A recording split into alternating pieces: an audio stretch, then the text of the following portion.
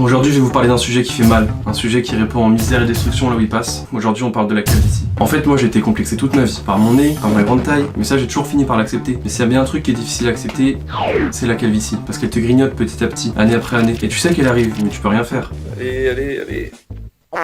Et merde, je le savais, putain. Pourtant j'aurais eu le temps de me préparer. Mon père, tu le vois sur les photos de famille, il a plus de cheveux depuis 17 ans. Plus un poil sur le caillou. Et là je vois mes cheveux tomber année après année et j'ai toutes ces petites questions qui me trottent dans la tête. Jusqu'où ça va reculer? Est-ce que j'aurais pu éviter ça? Est-ce que je suis beau le crâne rasé? En tout cas on sait aujourd'hui grâce à un certain James B. Hamilton que la calvitie elle est due à deux facteurs. Le premier il est génétique. Le deuxième c'est la testostérone. Pour moi le côté génétique, la rétrospective elle est simple. Tu regardes les photos de famille, il n'y a pas un seul cheveu. Que ça soit côté maternel, paternel, le daron, personne n'a de cheveux. Pour vous je sais pas. Par contre je sais que si vous pensez encore que ça se transmet que par le côté maternel, là vous faites fausse route. Ça c'est le judaïsme. Déjà c'est faux parce que la calvitie elle peut sauter des générations. Mais cette croyance elle vient du fait qu'on a découvert que la majorité des gènes responsables de la calvitie, ils venaient du chromosome X. Et si vous savez pas, quand on fait un bébé, au moment de la répartition des chromosomes, bah la mère elle peut donner que du X et le père du X ou du Y. Si l'enfant il a du X de la mère plus du Y du père, c'est un petit garçon. S'il a du X de la mère et du père, c'est une fille. Ça veut dire que si les gènes de la calvitie venaient vraiment que du X, ça venait forcément de la mère. Sauf que malheureusement, c'est pas si simple que ça, parce qu'en fait on a découvert qu'il y avait d'autres chromosomes qui pouvaient être transmis par le père ou la mère, genre le chromosome 20, qui pouvaient aussi être porteurs de gènes responsables de la calvitie.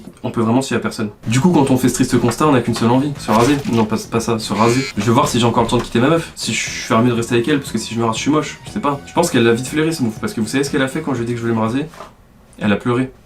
Je savais plus où me mettre. Je me sentais mal parce que j'étais moche chauve sûrement. Elle pleurait. Je suis allé me coucher à 19h. Je voulais plus me réveiller. Alors qu'en vrai, quand on a mon stade, on a le temps et il y en a des solutions. Le cheveu, il a trois phases. L'anagène où il pousse, la catagène où il se repose et la télogène où il meurt et vous êtes chauve. Et le problème en fait avec la calvitie, il vient d'une petite enzyme toute simple, c'est la 5-alpha réductase. Je sais pas si vous vous rappelez tout à l'heure, mais je vous disais qu'il y avait deux facteurs pour la calvitie, génétique et hormonale avec la testostérone. Et bah la 5-alpha réductase, elle vient se fixer sur la testostérone pour former la DHT. La DHT, c'est l'ennemi public numéro 1. En fait, il atrophie le bulbe pilaire en raccourcissant les phases de pouce et en augmentant les phases de repos. Du coup, les cheveux, ils sont de plus en plus fins jusqu'à ce qu'ils soient plus du tout. Moi malgré tout, je garde ça dans un petit coin de ma tête. Je me dis que si tu dopes tes cheveux, que tu leur mets tous les masques possibles, que t'avales de la vitamine B7 pour les renforcer, peut-être que tu peux faire le tri, tu vois, faire tomber que les cheveux qui sont censés tomber avec la DHT et pas ceux qui tombaient inutilement. Parce qu'en vrai la calvitie, c'est qu'à partir du moment où vous avez 100 cheveux qui tombent par jour. Attention, si vous en comptez 90, vous avez pas de calvitie les gars. En vrai je vous dis ça mais je suis pas prêt à le faire hein. C'est beaucoup moins long et moins cher d'aller en thérapie. Sinon il y a la solution miracle, vous allez en Turquie. Bonjour.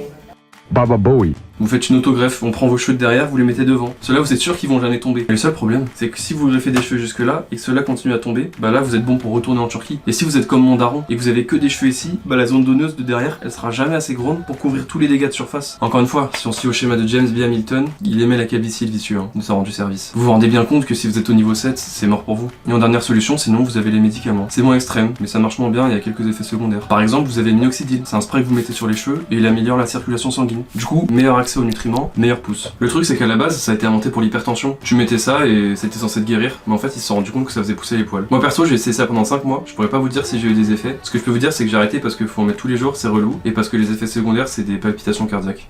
Pas étonnant finalement hein, pour un traitement pour l'hypertension. Sinon côté médicaments vous avez aussi le finastéride, ça limite la formation du complexe 5-alpha réductase testostérone pour former la DHT. Le problème c'est que la DHT c'est utile pour les fonctions reproductrices, donc je sais pas vous mais moi le calcul est vite fait, je vais pas essayer. Moi à la place, la solution pour laquelle j'ai opté c'est la plus simple, je vais me lamenter, pleurer tous les soirs, jusqu'à ce que mes cheveux tombent un par un, et puis jusqu'à ce que je vois si j'ai pas une forme de crâne trop dégueulasse. Je pourrais me raser directement pour en avoir le cœur net, mais non, je suis pas prêt à vivre avec le poids de ce crâne. Bon, il se trouve que c'est pas tout à fait vrai. Il y a quelques semaines, j'ai essayé de me raser pour la première fois, et honnêtement, ça m'allait pas trop mal. Après, j'ai rasé à 12 mm, hein. J'étais pas chauve, mais même ma meuf a aimé. La prochaine étape, c'est de me raser vraiment à blanc. Ça va prendre du temps de me convaincre moi-même et ma meuf. Mais qui sait, on va peut-être finir par accepter notre calvitie. Plus sérieusement pour conclure, la perte de cheveux c'est vraiment vécu par beaucoup d'hommes et de femmes comme une vraie perte d'identité. Parce que les cheveux on a beau dire mais on en fait ce qu'on veut. On les a courts, longs, rasés, blonds, bleus, bruns. En fin de compte avec ça on pense maîtriser l'image qu'on renvoie aux autres et quand on les perd bah on perd le contrôle. Mais en réalité, ce qu'il faut garder à l'esprit, c'est que l'image qu'on reflète, elle vient d'ici. C'est ce qu'on dit, c'est ce qu'on fait, c'est comment on agit. Alors même si vous perdez vos cheveux, ne perdez pas espoir les amis. C'est pas ça qui va changer la personne que vous êtes. Voilà les amis, la vidéo touche à sa fin, j'espère que ça vous a plu, j'espère que vous en avez appris un peu plus sur la calvitie. Si vous perdez vos cheveux, je pense pas, je pense même que vous en savez plus que moi. En tout cas, si vous avez encore vos cheveux ou pas, n'hésitez pas à me dire si la vidéo vous a intéressé en commentaire, à liker, partager, vous abonner, me donner de la force. J'aime bien ce type de vidéo, je vais sûrement en sortir sur d'autres sujets, donc dites-moi sur lesquels, si vous avez des idées, et je vous dis ciao.